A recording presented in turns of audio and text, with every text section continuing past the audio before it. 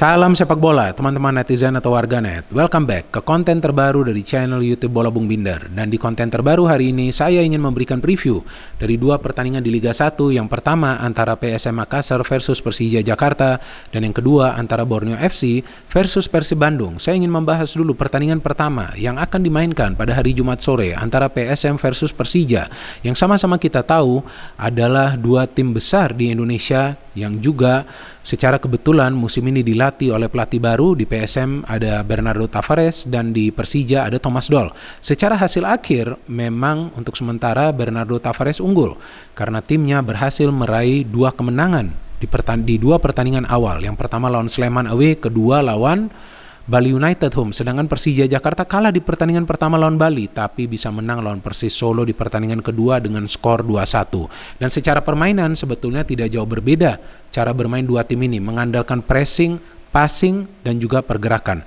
Tapi terlihat bahwa para pemain PSM Makassar punya fisik dan juga stamina yang jauh lebih prima sehingga mereka tidak kehilangan tenaga di babak kedua. Beda dengan para pemain Persija yang di babak pertama sudah ngegas, tapi di babak kedua tiba-tiba kehilangan tenaga, sulit mengalirkan bola dan juga lebih sering menahan gempuran dari para pemain tim lawan. Jadi artinya ada kesulitan bagi para pemain Persija untuk bisa beradaptasi dengan skema permainan yang baru dari pelatih mereka Thomas Doll. Tapi dari PSM Makassar tampaknya para pemain fine-fine saja, karena mereka juga hanya kemasukan 1 gol di dua pertandingan awal dan mereka bisa menciptakan 4 gol. Mereka bisa memaksa para pemain tim lawan juga melakukan kesalahan demi kesalahan karena teknik pressing mereka cukup baik. Dari Persija teknik pressing mereka cukup baik, tapi ketika berada di lini tengah, ketika di area pertahanan tim lawan tidak sebaik seperti apa yang dilakukan oleh para pemain PSM Makassar. Dan menurut saya pressing merupakan kunci permainan di pertandingan ini, teman-teman, karena formasinya kemungkinan besar akan sama, 3-5-2 atau 3-4-2-1. Skema permainannya juga akan mirip. Jadi teknik pressing itu harus benar-benar efektif di pertandingan ini. Ketika pressingnya sudah benar, tanpa banyak melakukan pelanggaran, baru kemudian mengandalkan passing dan juga pergerakan, sehingga kedua tim ini bisa merancang serangan secara efektif dan juga bisa bertahan secara benar dan baik.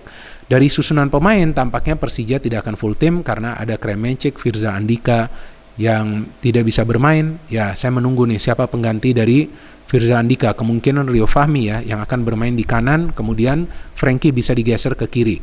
Dan juga di PSM Makassar sejauh ini full tim, dan saya ingin melihat lagi kontribusi dari Everton ya, penyerang mereka yang memang bermain ngeyel. Pemain ini ngeyel banget, sulit banget untuk dikawal pergerakannya. Plus mereka menaruh Willem Jan Pluim kan di belakang Everton. Nah itu sangat efektif karena Willem Jan Pluim kita tahulah visi permainannya bagus dan dia bisa lebih sering membagi umpan-umpan yang akurat kepada Everton. Dan Pluim juga sudah mencetak 2 gol ya. 2 gol dia cetak di pertandingan lawan Sleman, dan Everton juga kita tahu adalah pemain yang memang tajam di lini depan, teman-teman. Plus PSM punya 2 wingback yang punya naluri menyerang yang baik, Rizky Eka dan juga Yakob Sayuri. Nah ini perbedaannya dengan Persija. Persija punya 2 wingback yang memang punya naluri bertahan yang lebih baik. Jika bukan Firza, maka akan ada Rio Fahmi. Jika bukan Frankie, maka akan ada Rizaldi Heanusa. Artinya ya pemain-pemain Persija yang di sektor wingback itu nalurinya lebih untuk bertahan daripada untuk menyerang. Tapi mereka juga tetap masih bisa memberikan kontribusi. Contohnya Frankie yang mencetak gol di pertandingan lawan Persis Solo. Jadi akan sangat menarik jalannya pertandingan ini, teman-teman. Kalau saya melihat bahwa pertandingan ini kemungkinan besar akan berjalan ketat dan juga keras, karena ya terlihatlah para pemain dari kedua tim ini di dua pertandingan awal coba untuk menyulitkan pergerakan dari para pemain tim lawan. Jadi seperti yang tadi saya katakan bahwa teknik pressing yang akan sangat vital di pertandingan ini. Akan seru menonton pertandingan ini, dan bagi saya ingin menunggu bagaimana para penyerang dari kedua tim. Everton tadi sudah saya katakan, dan Abdullah Yusuf Helal saya harapkan dia main dari awal di pertandingan ini, bisa atau tidak berkontribusi. Karena ini 2 penyerang yang memang diandalkan untuk menjadi mesin gol di timnya masing-masing. Abdullah turun sebagai pemain pengganti, cukup baik penampilannya, tapi memang dia belum mencetak gol karena hanya bermain beberapa menit. Everton kita tahu adalah pemain yang memang sudah membuktikan ketajamannya, tapi kita tunggu sekarang lawan Persija Jakarta yang juga mengandalkan skema permainan yang mirip dengan timnya. And now to the second match, Borneo FC versus Persib Bandung. Saya agak kaget ketika saya tadi melihat klasemen sementara dari Liga 1. Ternyata Persib berada di dasar klasemen. Ya karena yang pertama mereka belum bisa meraih kemenangan di 2 pertandingan awal dan mereka kemasukan banyak gol. Total sudah kemasukan 5 gol di 2 pertandingan awal. Ini tanda-tanda yang tidak sehat, teman-teman. Karena kita tahu bahwa Persib Bandung punya materi pemain yang istimewa, tapi secara permainan nggak ada istimewanya. Saya tidak melihat kekompakan di antara para pemain Persib Bandung. Sedangkan Borneo FC saya melihat materi pemain mereka bagus. Ya, dan mereka juga punya kekompakan yang baik. Cuma sayangnya kadang-kadang para pemain dari Borneo FC ini hilang konsentrasi ketika mereka asik menyerang. Karena tim ini dengan pelatih mereka Milomir Seslia memang mengandalkan permainan menyerang. Mereka selalu menyerang. Maka itu mereka menempatkan lebih banyak pemain dengan naluri menyerang di lini tengah dan juga tentunya di sektor sayap. Bahkan dua fullback mereka tuh frontal menyerang. Sayangnya Leo Guntara masih belum bisa bermain. Nah, ini bisa menjadi handicap bagi Borneo FC karena kita tahu Persib biasa menyerang dari sektor sayap. Nah, bagi Persib yang tadi saya katakan bahwa permainan mereka gak istimewa karena kekompakan di antara para pemain belum terlihat. Jika para pemain Persib ini bisa bermain dengan mengandalkan kerjasama, mereka bermain kolektif, saya pikir mereka seharusnya tidak kalah di pertandingan terakhir lawan Madura United. Karena di pertandingan lawan Madura United terlihat para pemain Madura itu lebih kompak teman-teman, sehingga mereka lebih efektif dalam merancang serangan. Mereka tidak hanya berhasil mencetak 3 gol, tapi mereka juga menciptakan banyak peluang yang berbahaya. Sedangkan dari para pemain Persib terlihatlah serangannya itu lebih sering dibangun dari kedua sektor sayap. Kalau enggak Freds yang lebih sering melakukan pergerakan, kalau enggak Erwin Ramdhani. Dan saya juga bingung, David da Silva sebagai penyerang justru lebih sering menjemput bola. Jika dia lebih sering menjemput bola, siapa yang menunggu di depan? Nah, ini juga akan bisa menjadi masalah lawan Borneo FC yang kita tahu lini tengahnya ini kuat.